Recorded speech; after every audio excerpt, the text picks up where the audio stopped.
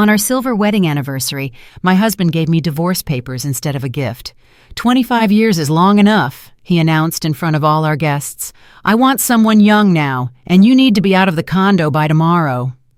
He seemed to have forgotten that my parents gifted me that condo. His mother, Celeste Price, just smiled silently. I rose, took the microphone, and said something that left him speechless. That night, Naomi Sterling woke up to whispers from behind the bedroom door. Her husband, Darren Price, was on the phone with his mother again, at 3 a.m. His voice sounded strangely excited. Naomi lay still in the dark, catching snippets of the conversation. "We have to do this right," Darren's voice insisted. "She won't suspect a thing." "Of course not, son," his mother replied. Naomi tensed. What were they plotting in secret? And why now, just a few weeks before their milestone anniversary? The hardwood floor creaked as Darren returned to the room. Naomi quickly shut her eyes, pretending to be asleep. He slipped into bed carefully, but she could feel his body was stiff, restless. The next morning, everything felt odd. Darren was unnaturally affectionate. "Naomi, my love," he said, kissing her cheek. He smelled of expensive cologne. "How about we choose the restaurant for our anniversary today? I want everything to be perfect." "Perfect?" Naomi raised an eyebrow. In 25 years of marriage, Darren had never been so enthusiastic about a family celebration. She always organized everything, and he only found fault. "Fine," she replied carefully, watching him rush off to work. His cell phone was on the nightstand. The screen lit up with a notification. Naomi couldn't help but look. It was a calendar reminder. Call S at 11 a.m. "Hey, Dee," she asked casually, watering the window plants. "Who's the S you have in your contacts?" Darren spun around abruptly. For a second, Naomi saw panic flash in his eyes, but he quickly calmed himself. Sanchez, a colleague from Seattle, just consulting him on a work issue." A lie. Naomi knew her husband like the back of her hand.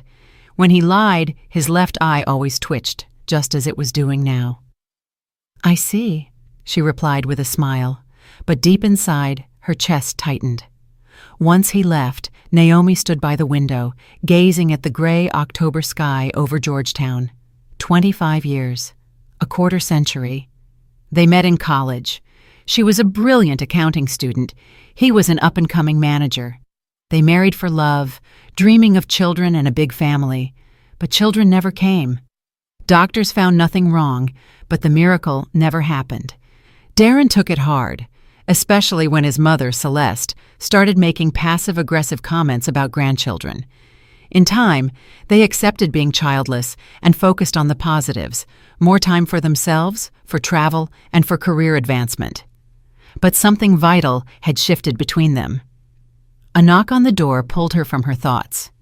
Standing there was Celeste Price, her mother-in-law, with her usual frigid smile. "Naomi, dear," she said, entering the condo without waiting for an invitation. "How are you? Are you preparing for the party?" Celeste always treated Naomi with exaggerated courtesy, but maintained a great distance. In 25 years of marriage, she never once called Naomi her daughter. "Slowly but surely," Naomi replied, leading her to the living room. "Darren wants to celebrate at a restaurant." "Very good," Celeste responded brightly. "A respectable venue with guests.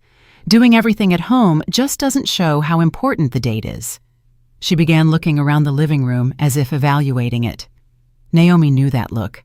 It always made her feel, without a single word being spoken, that Celeste's suburban mansion was larger and better decorated.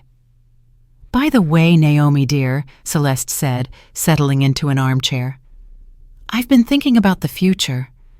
Darren is not so young anymore. He's 53. And, well, we don't have grandchildren. Don't you think it would be a good idea to write a will for the grandkids, just in case?" Naomi felt a chill. "What grandchildren, Celeste? We don't have children." "Well, for my nephews," she said dismissively, waving her hand. "I have 2 nephews, good boys, studying, working. If we don't, the government will take everything.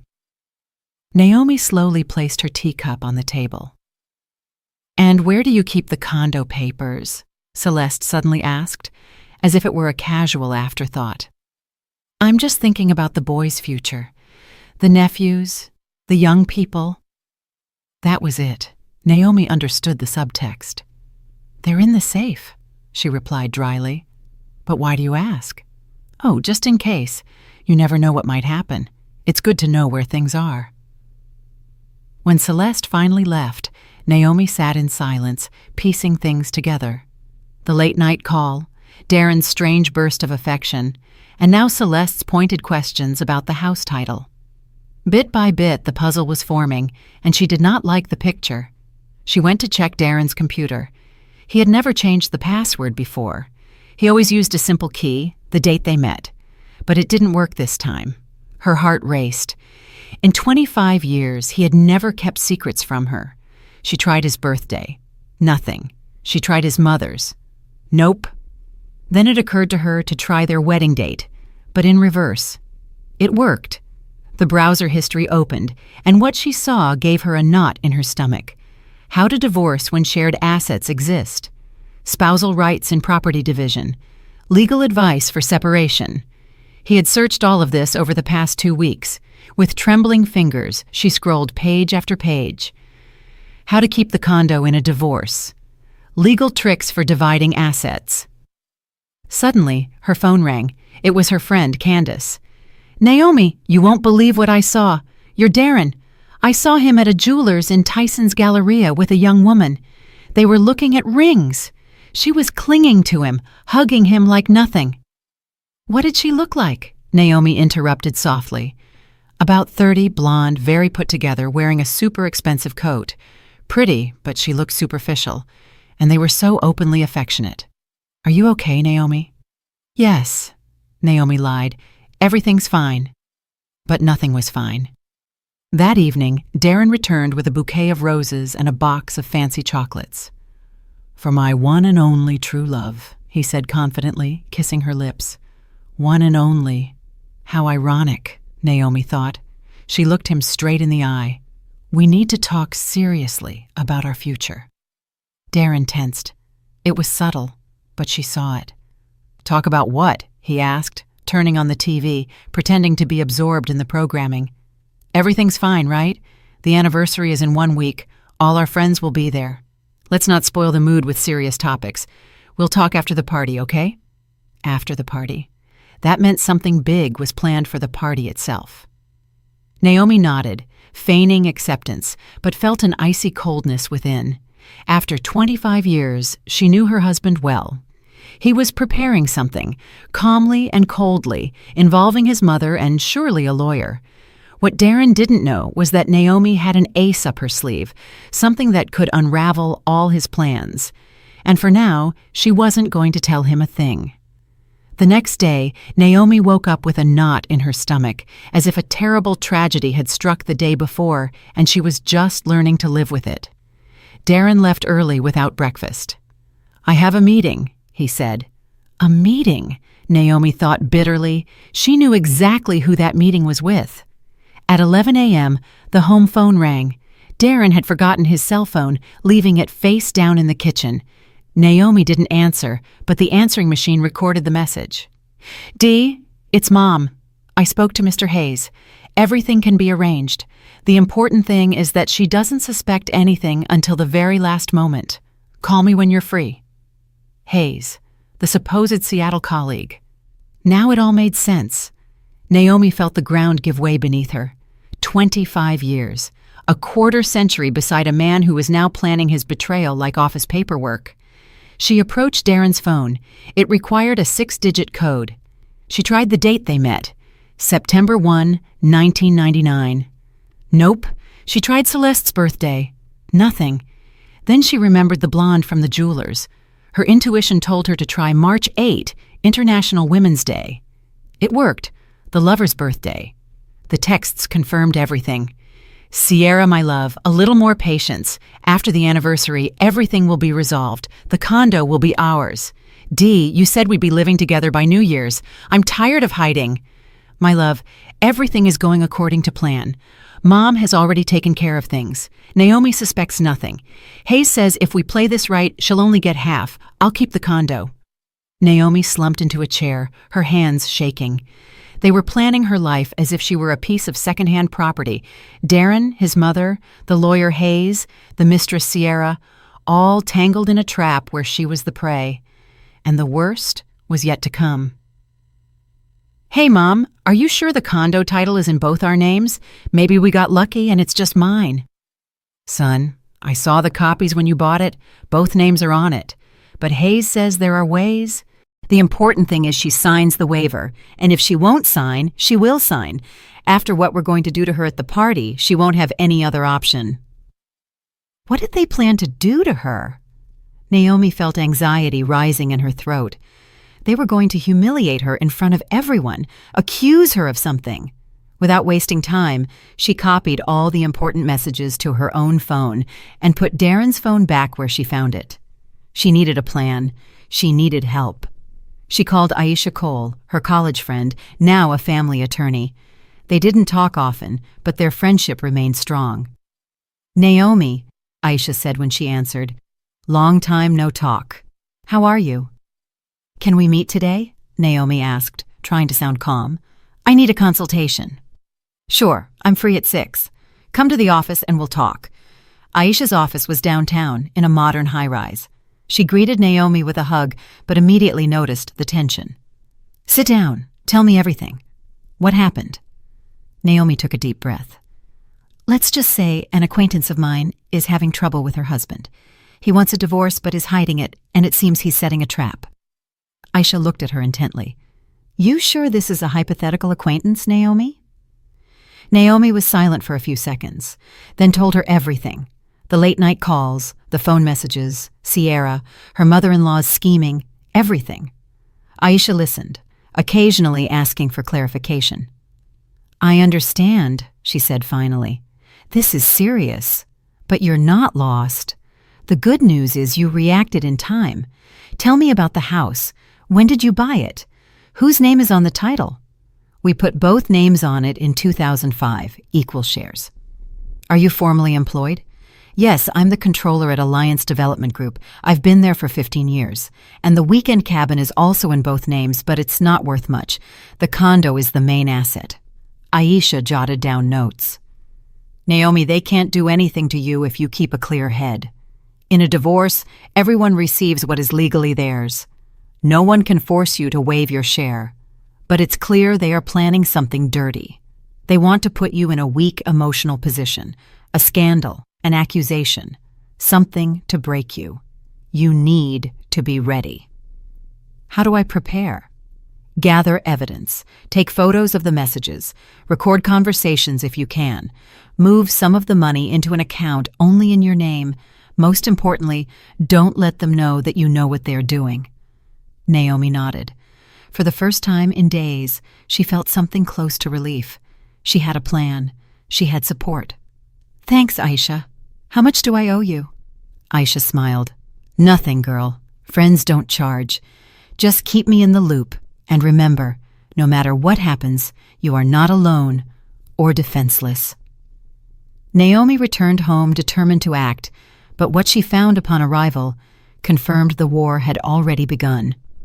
Darren was by the entrance, checking himself in the mirror. You look kind of run down today, huh? He blurted out without looking at her directly. Forgive me, but yes, Naomi, you've let yourself go a bit lately. Look, turning 50 isn't the end of the world, but you need to take care of yourself.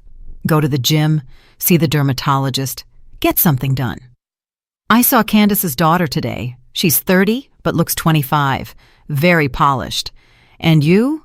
Well, you understand. He was comparing her to younger women, setting the stage to justify his betrayal. I have a meeting tomorrow, he announced suddenly. It's Saturday, but it will take all day. Another date with Sierra. That's fine, Naomi replied calmly. And Sunday, I'm going with Mom. I'm going to set up her new smart TV. Spending time with the trader's family. That night, When Darren was in the shower, Naomi reviewed their joint bank account online. In the last month, $30,000 had been withdrawn in several transactions, gifts for Sierra, payments to the lawyer, and who knows what else, all with their shared money. Naomi let out a nervous, brittle laugh. They were using her own money to plan her downfall, but she had an ace up her sleeve, something they didn't know. A week prior, a letter had arrived from a notary. Her Aunt Josephine, her father's older sister, had passed away in Germany. She had no children or spouse. She left her entire estate to Naomi, her only niece. This included a condo in Munich valued at $800,000, USD equivalent, a bank account with $570,000, USD equivalent, another luxury investment condo in Miami Beach, Florida. Total value, over $3 million. Naomi hadn't told anyone. She wanted to surprise Darren on their anniversary, but now that money and property were her salvation, she opened her laptop and began researching how to register the inheritance, transfer the funds to her personal account, and legally protect herself from the people who saw her as a fool. Darren thought he held all the cards, but the game was just beginning. On Monday, Naomi woke up with a clear plan. First, she visited a notary, but not the one handling her aunt's case. She went to see an old acquaintance, Mr. Perry, the real estate lawyer who had helped them purchase the condo years ago. Naomi Sterling, how many years? And how is Darren Price doing? Mr. Perry, an older gentleman, greeted her with a smile. Mr. Perry, I need your help, she said, entering his office, but it has to be strictly confidential. The lawyer's face grew serious. Sit down. I'm listening. Do you remember our condo on M Street in Georgetown? You did the title work in 2005. Of course. A very good unit in a fine building. Do you recall who purchased it first? I mean, where did the money come from? Mr. Perry frowned, opened an old file, and searched for a moment. Here it is. It was an unusual case. The money came directly from your parents' account, and in the deed of gift, you are listed as the sole recipient. Darren was added 2 months later, as your husband. Naomi felt a surge of warmth in her chest. So, it's formally a premarital asset? Formally, yes. Your parents gifted it to you before Darren's name appeared on the documents. In case of divorce, that can make all the difference. He could only claim something if he proves he invested in major renovations. Naomi smiled faintly. Darren never spent a dime on the condo. She had done everything herself. Could you give me a confirming document? Of course. Come back tomorrow afternoon. It will be ready. Leaving the office, Naomi felt different. After so many days, she finally felt strong, protected. But what awaited her at home left her breathless. A courier delivered a thick envelope from Germany, the final papers for Aunt Josephine's inheritance. Naomi read the lines with the help of a summary. A condo in Munich valued at $800,000, a bank account with $570,000, and the luxury investment condo in Miami Beach. More than $3 million in total. She sat in the living room. She was now a wealthy, independent, free woman, but Darren shouldn't know. Not yet. Her phone rang. It was Darren, his voice overly cheerful. Naomi, my love, I was thinking, what if we really celebrate our anniversary? Colleagues, friends, everyone. Why such a big deal, Dee? Why? It's 25 years. A silver anniversary. I want everyone to see what a perfect family we have. I already reserved the ballroom at the Watergate Hotel for 100 people. 100 people for her public humiliation. Isn't that expensive, Darren? We're supposed to be saving. Don't worry about it, he interrupted. The money is there. The important thing is the impression. We'll invite my boss, yours. Everyone needs to see how happy we are. What a cynical lie. Fine, Naomi said calmly. Whatever you say. Perfect. I have a meeting with some partners. We'll talk tonight. Partners. Naomi knew what that meant. In the afternoon, Celeste Price arrived with a gift. Naomi, dear, she said in a sugary voice, handing her an envelope. This is from me to you. It was a consultation with an excellent family lawyer. Just in case, you never know. Naomi opened the envelope. A business card. Hayes and Associates, Divorce and Property Law. With a note. Free consultation anytime. The audacity. They were giving her a consultation with the very lawyer who was planning her betrayal. "Thank you," Naomi said dryly. "Very thoughtful." "I worry about you, daughter." Daughter. For the first time in 25 years, her mother-in-law called her that, just before stabbing her in the back. After Celeste left, Naomi began to clean. In one of Darren's jackets, she found a crumpled card. Mr. Hayes, family law, divorce, asset division, alimony. The same lawyer, the same plan. Darren came home late that night, cheerful and smelling of expensive perfume. He hugged Naomi. "Everything is ready. Restaurant, menu, guests. It will be unforgettable." Naomi looked at him coldly. He was right. It was going to be unforgettable, just not the way he imagined. "Dee, what cologne are you wearing? That's not yours."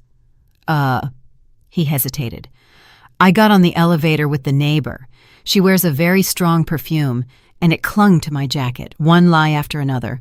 By the way," he said, walking toward the window, "at the anniversary, I'm going to give a special speech about our life and our future plans." "What plans?" "You'll see. It's a surprise." A surprise? Naomi felt a chill. She couldn't sleep that night. Around 2 a.m., she heard a murmur. Darren was on the phone in the hallway. She got up quietly and pressed her ear to the bedroom door. "Mom, everything is perfect. The restaurant is booked. Guests are confirmed. After the toast, it will all just happen. Are you sure she doesn't suspect anything?" "How would she suspect? She's naive like a child. She's always trusted me, and she still does. And if she doesn't want to sign the papers, she will sign. After what I tell her in front of everyone, she'll have no other option. Everyone will see what she's really like, you know. Dee, don't you think it would be better to do it privately, at home without a scene?" "No, Mom, it has to be in front of everyone.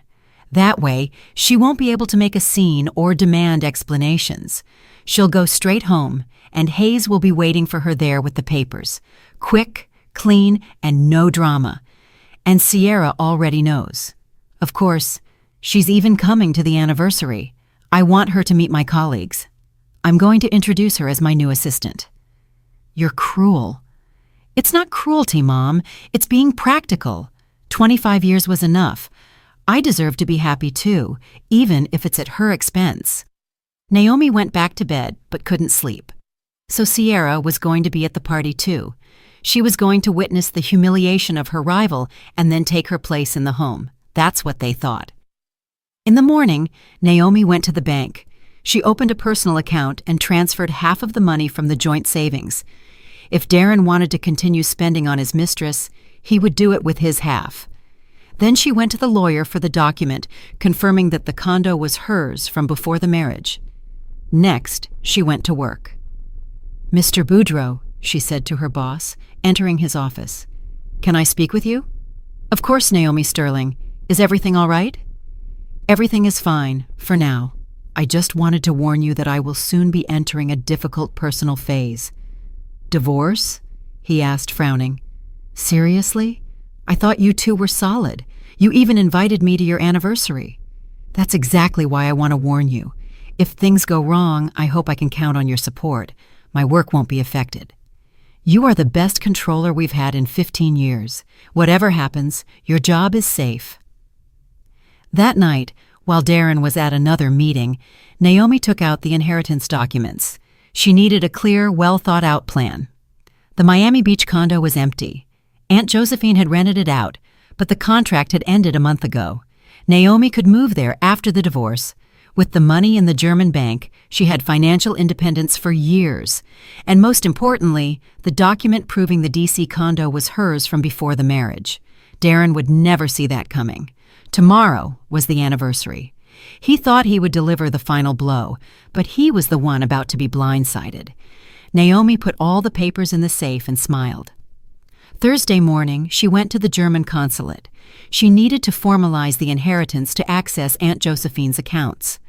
The consul, an older gentleman with a neatly trimmed beard, reviewed the documents carefully. "Everything in order, Mrs. Sterling. Your aunt was a very prudent woman. The bank accounts will be unlocked in 1 week. And regarding the Miami Beach condo, ownership passes to your name immediately. Here are the papers. You can dispose of it as you wish." Naomi carefully put the documents in her bag. She now owned 3 properties, over $1 million in cash, and, most valuable of all, complete freedom.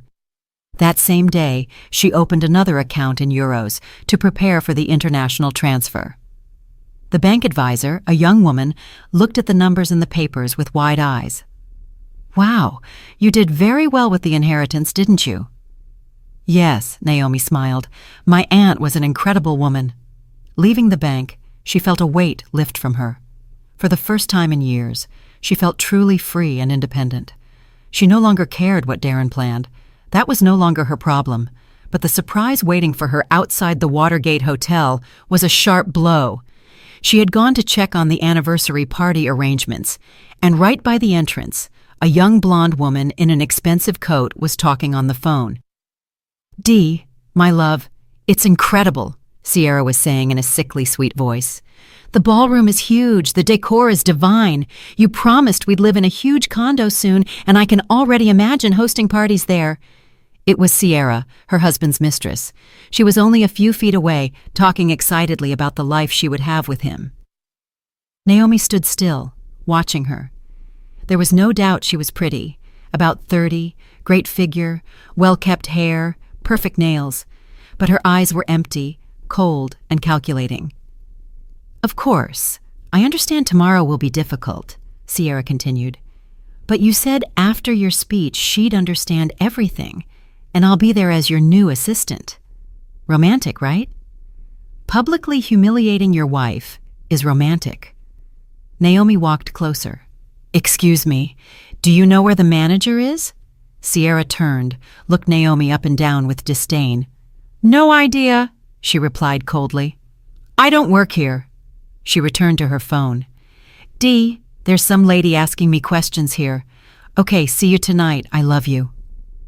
Some lady? Naomi smiled to herself. Tomorrow, this lady would deliver a big surprise.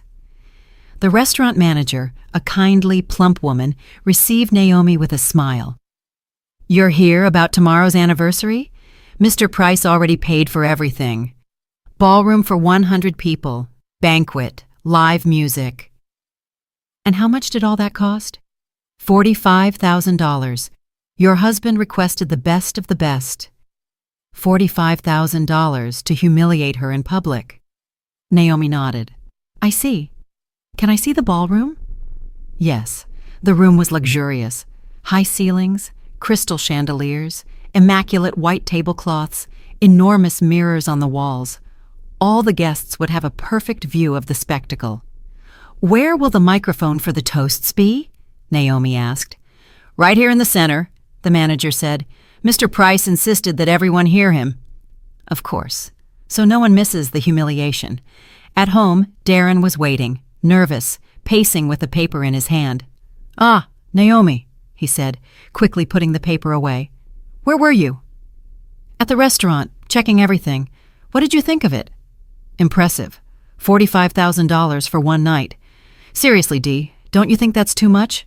We have other plans, right?" "Don't worry about it," he scoffed. "The money is there. The important thing is to make a good impression. On the guests or on the mistress?"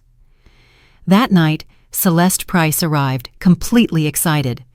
"Dee, son, are you ready? Did you rehearse your speech?" "Of course, Mom. Everything will be perfect. Don't worry." She patted his shoulder. "Your speech will be a success.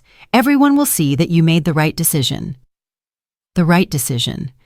Naomi watched them from the kitchen, the rage building inside. "Mom, what if she makes a scene?" Darren asked. "She won't," Celeste replied confidently. "With so many people, she'll hold it together. She's an educated woman. They'll settle things at home. And Hayes, is he ready?" "Yes, the papers are done. All she needs to do is sign. After your speech, she'll have no choice." Naomi quietly went to the bedroom and took her own papers from the drawer. She had everything ready.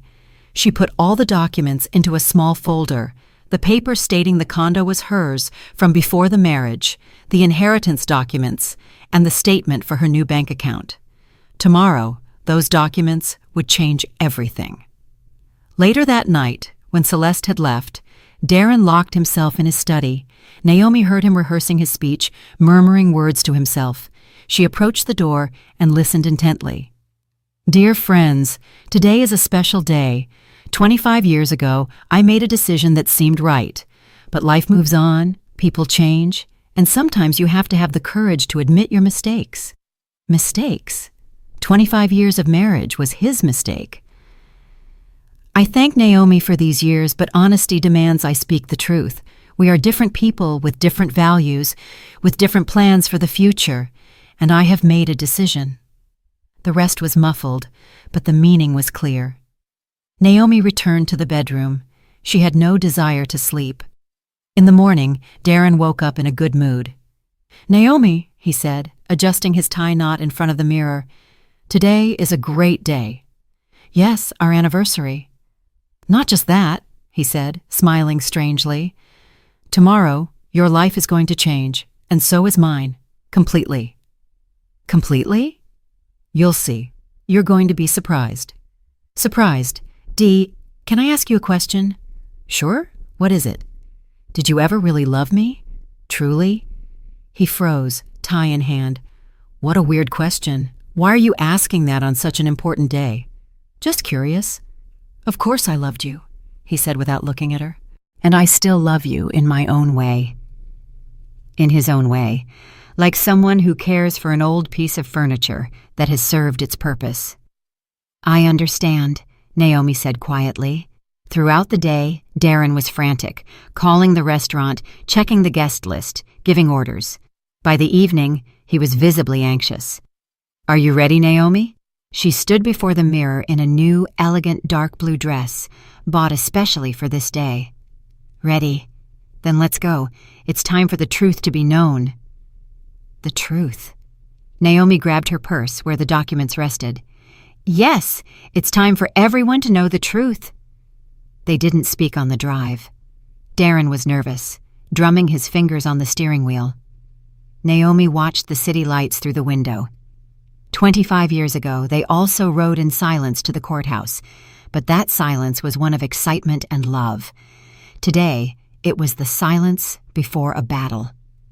Naomi, Darren said when they arrived at the hotel, no matter what happens today, I want you to know that I wish you the best. The best. What a cruel mockery.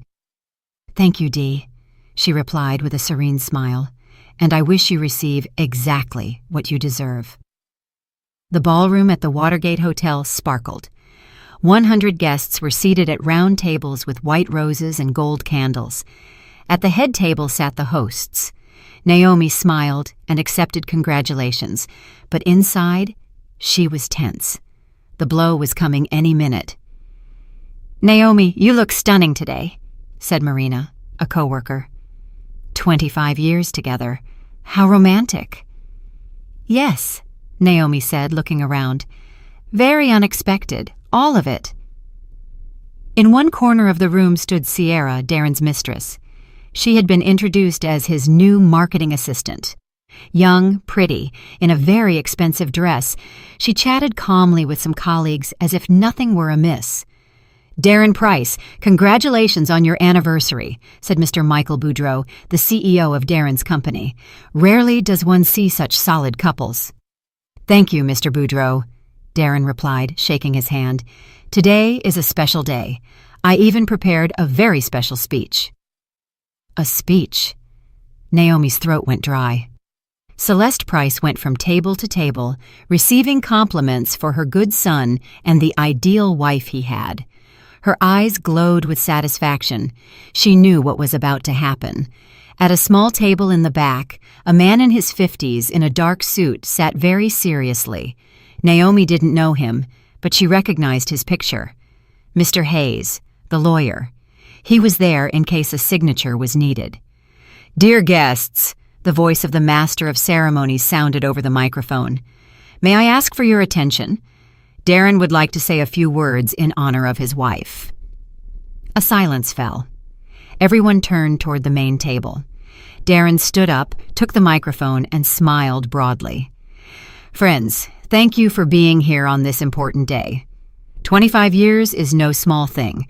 It's a quarter century alongside one person." The guests nodded, raising their glasses.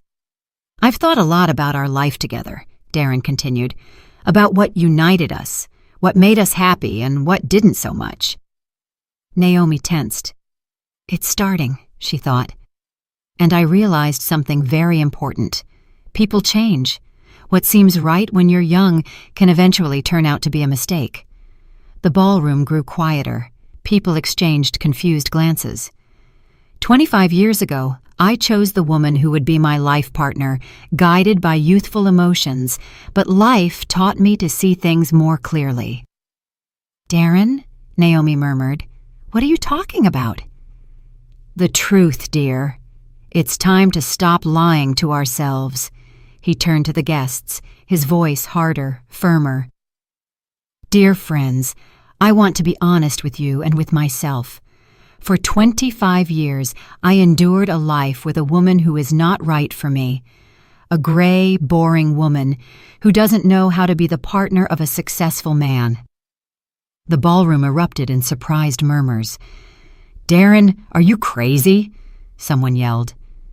"Quite the opposite," he said calmly. "I'm finally thinking clearly. Naomi needs to understand this. Our marriage is over. I'm filing for divorce." The room was stunned. Some gasped. Others held their hands to their chests. His mother, Celeste, smiled triumphantly. "Furthermore," Darren continued, feeling emboldened, "I want a fair division of assets. Naomi must leave the condo. It's time for a new life, new relationships." He looked pointedly at Sierra, the blonde, who stood in the back, barely concealing a victorious smirk. "Is this a joke?" a woman asked, bewildered.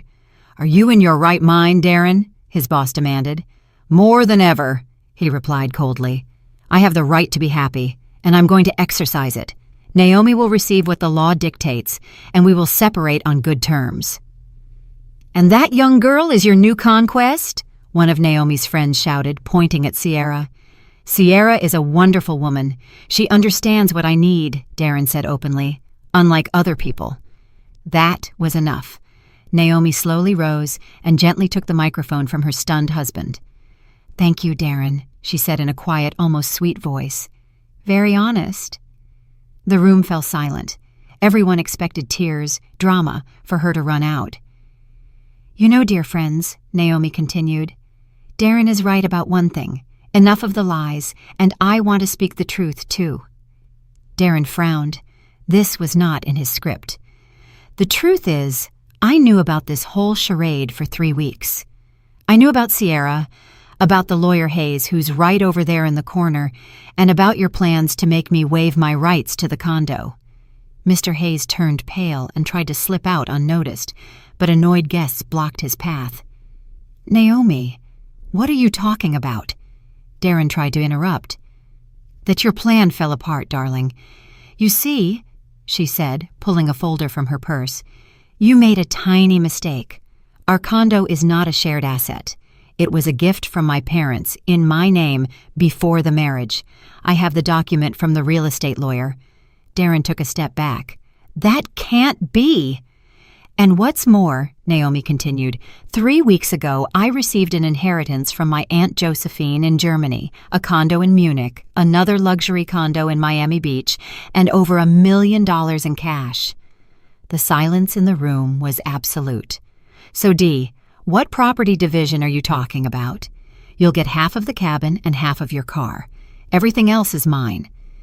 Sierra, against the wall, turned paper white. "And now, the fun part," Naomi said with a smile.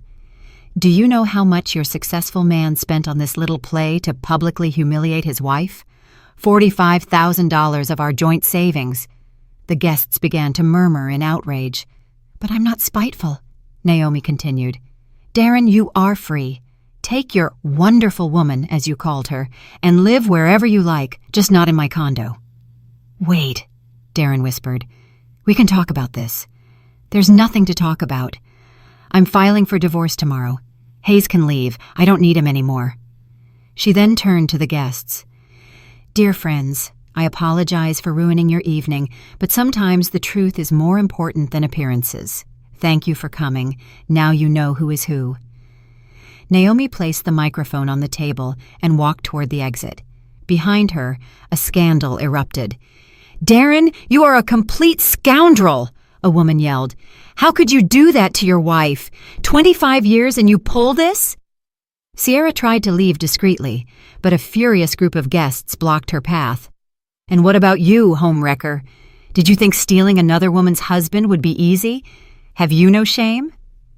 Celeste Price went from table to table, trying to explain, but no one listened. Meanwhile, Naomi walked out of the restaurant and breathed the cool night air. Freedom. She paused at the door and looked back at the chaos inside. Through the large windows, she could see the house of cards Darren had built over months collapsing.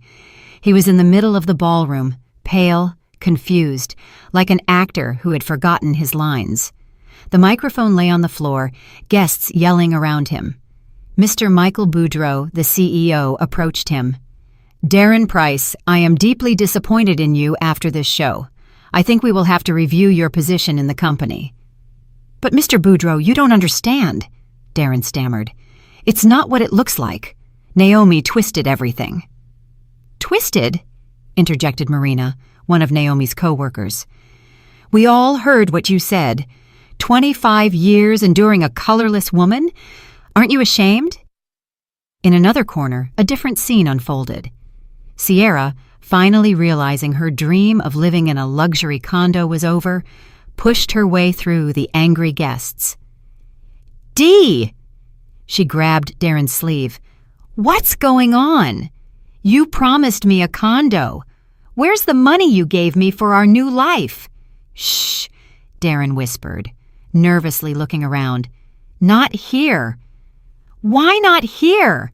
Sierra yelled, growing hysterical. "I've been waiting for 3 months. You said we'd live like kings after the divorce, and now what?" Guests turned, curious, some already recording on their cell phones. "Stop it," Darren pleaded. "We'll talk later." But Sierra let out a bitter, almost hysterical laugh. "Talk about what? You don't have a condo or money. You fooled me." She turned to the guests. "Do you want to know the truth? This successful man promised me riches for 3 months. He bought me jewelry with his wife's money. He promised me a huge downtown condo." "Sierra, shut up!" Darren screamed in desperation, but it was too late. "And he also took out loans using their shared assets as collateral," she spat out, getting carried away. "He thought his wife would never find out. He took $20,000 from Chase Bank and another $15,000 from Wells Fargo. He spent it all on me." The room was silent. Even Naomi hadn't known about that. Celeste Price, who had tried to be inconspicuous, rushed toward him.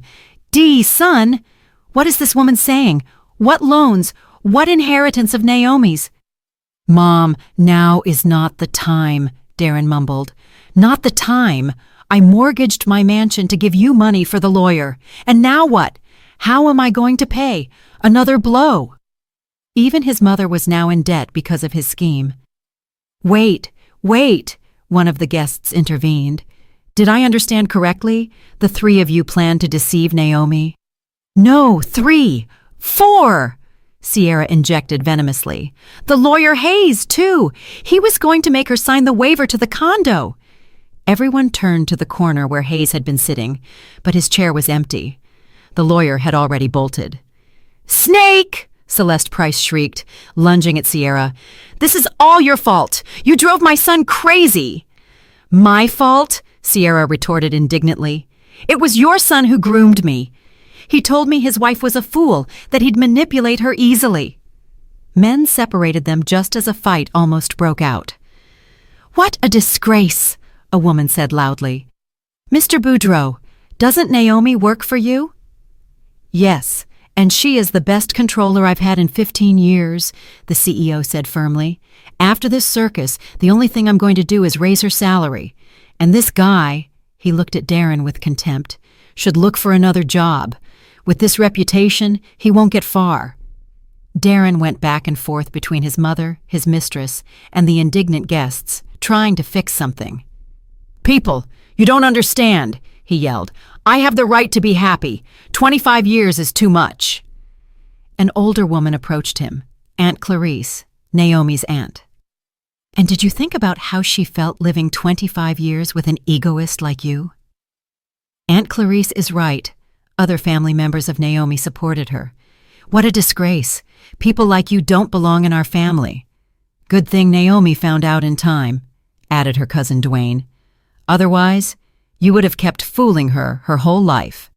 "Hey, what if we upload this to social media?" one of the young guests said. "Let everyone know who this guy Price is." "Yes," others agreed. "We have to trend the hashtag #silver anniversary traitor."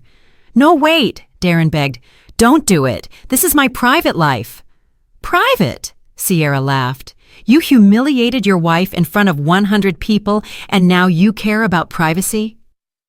Slowly the guests began to leave, first Naomi's family, then her coworkers, and then their acquaintances. As they left, each one gave their opinion. "Darren Price," a colleague said on his way out, "after tonight, don't even say you know me." "What a shame for the family," a neighbor muttered. "And now, how is he going to face people?" "You're trash," one of the men said bluntly as he passed. "You exposed your wife like she was a joke in front of everyone." Half an hour later, only the protagonists of the drama remained in the ballroom: Darren, Celeste, Sierra, and a few waiters watching curiously. "Now what?" Sierra asked, fixing her disheveled hair. "Do you have any money at all, Dee?" "Where from?" he complained. "I spent it all on the party and your gifts. And the loans? Who's going to pay them?" "I don't know. Maybe I'll sell the car." "The car?" Sierra laughed bitterly. "Are you crazy? That won't even cover the debt. And what about me? I left my ex for you." "I don't know," Darren repeated. "I don't know what to do." Celeste Price sat with her face in her hands. "And what am I going to tell Hayes? He charges for every consultation, and I even put my house up as collateral." "Mom," Darren said, approaching her, "we'll find a solution." "A solution?" She lifted her face, her eyes red. "In my 70s, I'm left homeless because of your foolishness." Then Sierra stood up, adjusted her purse, and said, "You know what? I'm leaving. You two are utterly useless. Dee, don't ever call me again. And the money you owe me for the last 3 months? Forget it. Consider it a payment for this life lesson." She paused at the door and turned.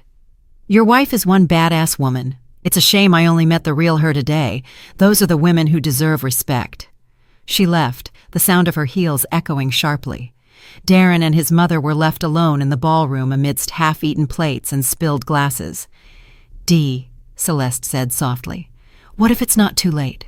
What if we go see Naomi and ask for forgiveness?" Darren shook his head. "It's too late, Mom. You saw her face. She will never forgive us." "Then what are we going to do?" "I don't know," he repeated for the third time. "I swear I don't know." Meanwhile, Naomi was in a taxi back to the condo, watching the city lights. In her purse, she carried the titles to 3 properties and a bank statement showing over $1 million. The driver, an older man, looked at her in the rearview mirror. "Beautiful night, isn't it?" "Yes," Naomi said, smiling. "Very beautiful. You could say it changed my life." "That's good. Some days just change everything." "That's exactly right," she replied. Everything changed. And indeed, her life changed forever. 3 months later, Naomi was in court, watching the life of the man she had been married to for 25 years fall apart. Darren looked 10 years older, gray hair, a worn face, a cheap suit instead of his usual expensive ones. The judge, an elderly woman with glasses, reviewed the documents carefully. "Very well," she said finally. "The court decides the following. The condo on M Street in Georgetown is the separate, premarital property of Mrs. Naomi Sterling and is not subject to division. Darren panicked. His lawyer, no longer Hayes but a young public defender, just threw up his hands. The cabin property is considered marital property and is divided in half. The same goes for the Lexus ES300 car. Your Honor, Darren's lawyer stood up. My client used that car for work. Denied, the judge replied dryly. The car was purchased with common marital funds. Naomi said nothing. Her friend and lawyer, Aisha, smiled discreetly. Everything was going according to plan. Furthermore, the judge continued, it was proven that Mr. Darren Price concealed significant debts from his spouse, a $20,000 loan at Chase Bank, a $15,000 loan at Wells Fargo, and an $8,000 quick loan. The total debt is $43,000. But those are his personal debts, the young lawyer protested. According to Family Code Section 39, the judge replied calmly, debts incurred during the marriage are the responsibility of both parties. However, since the money was not used for family welfare, but for the personal affairs of the petitioner, he shall be solely responsible for their repayment. Darren went even paler. $43,000 in debt, and it was all his. This court solemnly decides, the judge concluded, to dissolve the marriage between Darren Price and Naomi Sterling. The respondent retains the condo and all bank accounts. The petitioner retains half the cabin value and half the car's value. No alimony is assigned, as there are no minor children. The gavel strike marked the end of a 25-year marriage. Leaving the courthouse, Naomi felt a strange peace, as if a great weight had finally been lifted. Naomi! Darren shouted. Wait! She turned. Her ex-husband stood on the steps, clutching a folder of documents. What do you want to say? Forgive me, he said in a low voice. I was a selfish fool. You didn't deserve what I did to you. Naomi looked at him closely. Was it sincere remorse, or did he just want to make her feel bad? Darren, she said calmly, I don't hold a grudge. We're just very different people. You wanted an easy life at others' expense. I am used to fighting for what is mine. Could we see each other sometimes, as friends? No, Naomi replied, softly but firmly. I'm sorry, but no. It's better if we each go our own way. She turned and walked toward her car, a new, elegant Audi she had bought with part of the German inheritance. Life continued, and everyone got what they deserved. A month after the divorce, Darren lost his job. The video of the anniversary party went viral on social media, and his company's CEO no longer wanted to deal with the scandal. Darren Price, his boss told him on that last day, I can't have someone on my team who made such a public spectacle. But I'm a good professional. Maybe so, but your reputation is in the gutter. I'm sorry. Finding a job was difficult. Everyone recognized him. The video even had the hashtag Silver Anniversary Trader trending. Nobody wanted to hire a man like that. He ended up working as a taxi driver with his old Toyota Camry, which he had to buy back from Naomi for half its value, $15,000. He now lived with his mother in her small, one-bedroom apartment on the outskirts of the city. Celeste had to sell her downtown mansion to pay the debts and buy something smaller and cheaper. Dee, she would say to him at night, looking at the cracked walls, don't you wish you had listened to me? Never gotten involved with that Sierra? It's too late, Mom, Darren would reply, counting his day's earnings. Too late for regrets. And Sierra? She was more than fine. 2 months after the scandal, she married a 50-year-old entrepreneur who owned a chain of restaurants. He was wealthy, though not very smart. He believed her whole story about a toxic relationship with a married man. The wedding photos Sierra uploaded to social media showed luxurious bouquets and gold jewelry. The caption read, "Finally found true love, #happy, #new life." Darren saw those photos and let out a bitter smile. Sierra got what she wanted, a husband with money. But it wasn't him. Naomi lived a completely different life. She moved to her Aunt Josephine's investment condo in Miami Beach. It was a spacious, light-filled condo with a view of the ocean, a true oasis amidst the city's chaos. She didn't want to be an accountant anymore. With the money she inherited, she opened a small publishing house specializing in translations of European literature. It was her lifelong dream. "Naomi Sterling," Mr. Boudreau said when she resigned, "we don't want you to leave. Are you sure you won't reconsider?"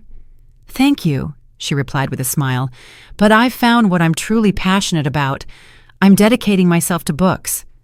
"Well, I wish you the best of luck. And you know what? After everything that happened with your ex-husband, many of our female employees look up to you. A woman has to know how to defend herself." One evening, her friend Aisha came to visit. "You look so content," she asked, looking at the cozy living room. "Do you feel avenged?" "You know," Naomi replied thoughtfully, "I don't feel vengeance. I feel relief. That wasn't vengeance. I just defended my rights. The truth always wins, even if it takes time." They drank tea on the balcony, watching the lights of Miami shine. "Do you regret those 25 years?" "No," Naomi said, shaking her head. "Those 25 years taught me something invaluable, to only rely on myself and to value honesty above everything else." Her publishing house employed 5 people, talented young translators. They published beautiful books in small editions for those who appreciate good literature. "Naomi," her editor Anna said one day, "your story is very special.